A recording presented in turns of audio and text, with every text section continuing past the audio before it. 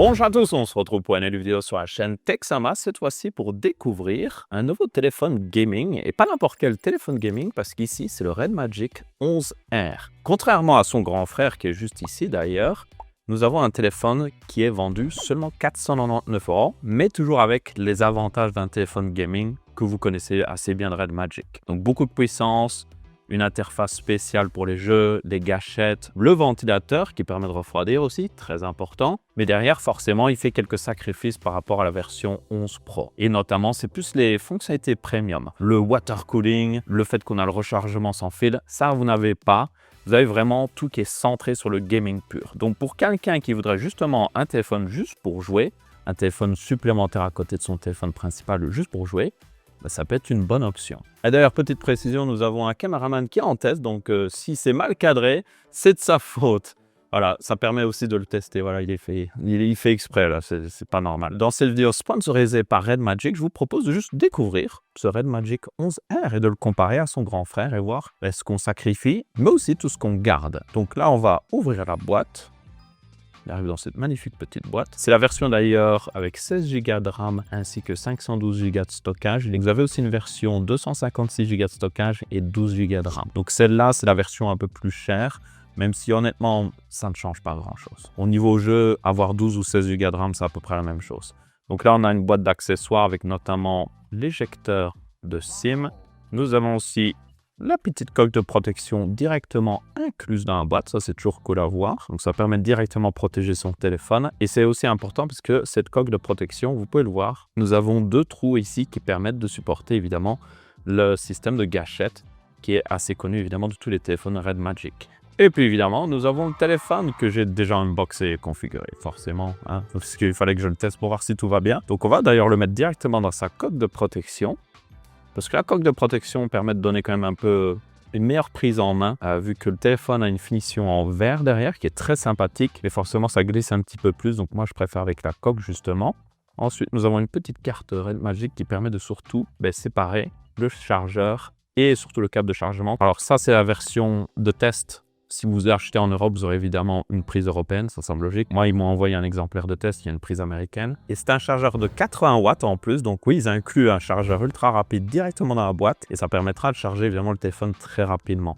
Et comme d'habitude, les téléphones Red Magic supportent en général des normes de chargement ultra rapides et c'est le cas évidemment du 11R. Je ne me souviens plus exactement du maximum de chargement, mais je le mettrai à l'écran, comme ça vous pouvez le voir. Et nous avons bien sûr un petit câble USB type C qui va avec. Et forcément, ce câble USB type C, contrairement à celui que vous auriez dans des boîtes d'autres téléphones, il supporte justement le chargement rapide, donc certainement jusqu'à 100 watts ce câble. Donc nous avons le Red Magic 11R d'un côté, juste ici, et nous avons le 11 Pro juste à droite. Et comme vous pouvez voir, c'est un petit peu le jeu des 7 différences honnêtement, parce que c'est à peu près la même taille, donc on ne sacrifie pas vraiment en taille d'écran ici, même si le 11 Pro a un écran légèrement plus grand, il faut le savoir. On a toujours un écran plat, très important. Vous pouvez voir aussi, ou plutôt vous ne pouvez pas voir, qu'il n'y a pas la caméra selfie qui est visible parce que les deux téléphones utilisent évidemment une caméra selfie qui est en dessous de l'écran. Donc ça, c'est évidemment mieux pour les jeux parce que vous n'êtes pas interrompu par une caméra qui ne sert à rien pour la plupart du temps. Toutefois, tenez compte que le 11R utilise l'ancienne technologie où vous pouvez voir. Alors ça se voit à peine honnêtement, mais il utilise des pixels un petit peu plus gros devant la caméra. Donc c'est un des sacrifices qui a été fait notamment, mais sinon pour le reste franchement, au premier abord, c'est à peu près le même téléphone. Nous avons par contre derrière, on voit des différences. Déjà on a un setup caméra qui est moins important. C'est un des sacrifices justement qui a été fait, donc ils ont moins de capteurs caméra et surtout les capteurs sont de moins bonne qualité. Après pour un téléphone gaming évidemment, c'est pas le plus important. Mais si vous êtes du genre, oh j'ai envie de prendre des photos mais aussi jouer, évidemment, le 11 Pro serait plus adapté. Mais quoi qu'il arrive, vous avez quand même de quoi dépanner avec quelques caméras. Donc là, vous avez le ventilateur qui est d'ailleurs allumé. Le ventilateur sur le 11 Pro, c'était celui-là, voilà. Donc il n'est pas exactement au même endroit. Et donc vous avez que 2 caméras ici, alors qu'ici, c'était un setup triple caméra. Et du coup, pas le système de refroidissement liquide qu'on avait sur le 11 Pro. Après, le plus important, tenez-nous en compte toujours, avec surtout les téléphones gaming, c'est le ventilateur. Avoir un refroidissement actif, c'est assez important sur un téléphone gaming parce que le processeur que vous avez intégré au téléphone peut chauffer quand même pas mal. Notamment les Snapdragon Elite, ils peuvent booster en tout cas jusqu'à 15 watts. Donc ça veut dire que sur d'autres téléphones sans ventilateur, c'est seulement le châssis qui peut le refroidir. Et donc ici, Red Magic, ils n'ont pas ce problème-là parce qu'en plus d'utiliser le châssis pour refroidir, ils ont le ventilateur. Et le ventilateur, il offre quelques watts supplémentaires de refroidissement qui est actif. C'est-à-dire que même si le châssis se sature en chaleur, vous avez toujours le ventilateur qui permettra d'expulser une partie de cette chaleur. Donc ça, c'est très important. On a toujours évidemment les gâchettes. Vous pouvez le voir d'ailleurs ici, gâchette visible, la gâchette aussi visible ici. Donc elle marche toujours aussi bien que sur le 11 Pro et c'est toujours un avantage. Si vous n'avez pas par exemple une manette comme j'ai ici, ça permet de réassigner un bouton que vous avez quelque part à l'écran qui n'est pas accessible et de le mettre justement sur la gâchette. Mais le mieux selon moi, c'est une manette. Clairement, moi personnellement, j'ai du mal à jouer avec un écran tactile. Je trouve ça pas suffisamment ergonomique. Donc ce genre de manette, vous mettez le téléphone rapidement et puis c'est bon. Donc ça, c'était les différences un peu qu'on voit à l'extérieur. Il y a des différences toutefois évidemment à l'intérieur.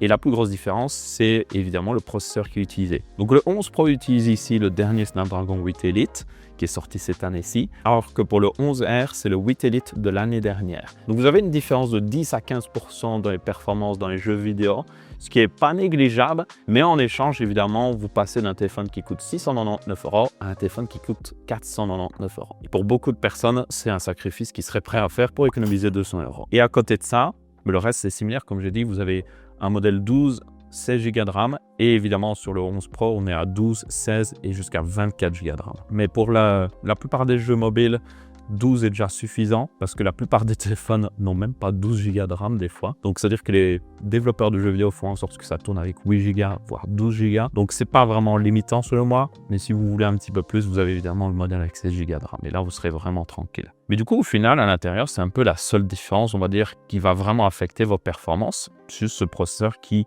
au lieu d'utiliser le dernier, utilise celui de l'année dernière. Mais honnêtement, pour la plupart des gens, encore une fois, c'est largement suffisant. J'ai fait des tests de jeu. Bon, évidemment, j'ai testé Minecraft et pour moi, les performances étaient excellentes. J'avais déjà testé de toute façon le 10 Pro de l'année dernière qui utilise du coup le même processeur que ce 11R et forcément, les performances étaient déjà très bonnes. Dans Genshin Impact, vous pourrez aussi faire du 60 FPS. Dans les jeux assez lourds qu'on a sur mobile à l'heure actuelle, vous pourrez faire du 60 FPS sans aucun souci. Et ça permet aussi d'arriver à un point très important des téléphones gaming, c'est évidemment l'écran. Donc là, nous avons un écran, comme j'ai dit, qui est légèrement, mais très légèrement plus petit. Il a un peu plus de bordure que sur le 11 Pro. Mais vous avez toujours un écran OLED de qualité qui peut être très lumineux et qui monte toujours à 144 Hz. Donc en vrai, pour moi, vous ne sacrifiez pas grand-chose. Oui, il est légèrement plus petit, mais c'est pas vraiment un problème. Et derrière, comme le téléphone a un petit peu moins genre de setup caméra et tout ça, il est un petit peu plus léger et il est un petit peu plus compact, donc ça pourrait être intéressant pour certaines personnes. Mais vous avez toujours par contre une batterie de 7000 mAh. Avec la charge rapide, vous êtes tranquille un long moment. Donc comme vous pouvez le voir, franchement, il y a très peu de sacrifices par rapport à la version 11 Pro. La version 11 Pro vous offre plus les fonctionnalités premium. Vous avez un peu plus de caméra. Vous avez le chargement sans fil, vous avez ce water cooling, vous avez la certification qui permet de faire en sorte qu'il soit waterproof, même avec le ventilateur, alors que celui-là, il est certifié IP54. Donc une moins bonne certification, mais il résistera toujours à, s'il pleut ou autre chose, vous n'aurez pas de problème. Donc c'est le genre de sacrifice que vous faites en prenant le 11R. Mais selon moi, je pense que ça vaut la peine pour économiser 200 €. Surtout que c'est un téléphone gaming. C'est la voiture qui démarre là. Oui, je tourne d'ailleurs chez moi, dans ma cuisine, c'est tout à fait normal. Et il y a le voisin qui vient de partir avec sa voiture. Donc si vous entendez une voiture, c'est tout à fait normal. Donc pour la plupart des gens, je pense que économiser 200 €, tout ça en sacrifiant juste un petit peu de performance et des fonctionnalités qui n'ont pas forcément quelque chose à voir avec le gaming, si vous cherchez justement un téléphone pur gaming, ça peut être la meilleure option en vrai. Si vous voulez un téléphone qui fait tout, en plus de jouer, le 11 Pro est le meilleur. Mais si vous voulez juste un téléphone pour jouer à côté de ça, où vous n'en avez rien à faire de la photo et des fonctionnalités premium, moi je dirais de prendre le 11R à 499 € avec un Snapdragon 8 Elite d'aussi bonne performance, le refroidissement actif, c'est juste le meilleur téléphone gaming que vous pouvez acheter à l'heure actuelle, clairement. Oui, le 11 Pro est un peu plus performant, mais celui-là, il vous donne beaucoup plus pour votre argent. Donc, très intéressant. Et du coup, encore un grand merci à Red Magic d'avoir sponsorisé cette vidéo. Vous aurez un lien dans la description pour justement découvrir ce Red Magic 11R. Je vous retrouve pour une prochaine vidéo et n'hésitez pas à commenter sur la qualité du cadrage du nouveau cadreur. Est-ce qu'il a bien fait son travail? Je ne sais pas. Techniquement, il a tout filmé de cette vidéo. Tous les plans que vous avez vus du téléphone et tout ça, c'est lui qui l'a filmé. Donc s'ils sont mauvais, c'est de sa faute. C'est pas de ma faute. Voilà. Enfin bref, au revoir. Je te jette en dessous du bus. Ah, j'en ai rien à battre.